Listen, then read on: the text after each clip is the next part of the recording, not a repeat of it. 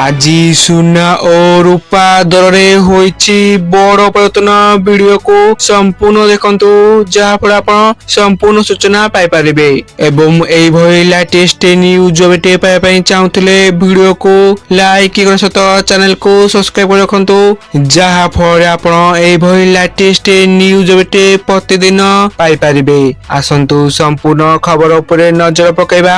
ଆଜି ସୁନା ଦରରେ ବଡ଼ ପରିବର୍ତ୍ତନ, ଜାଣନ୍ତୁ ଆପଣଙ୍କ ସହରରେ କେତେ ଅଛି ସୁନା ରୂପା ଦର।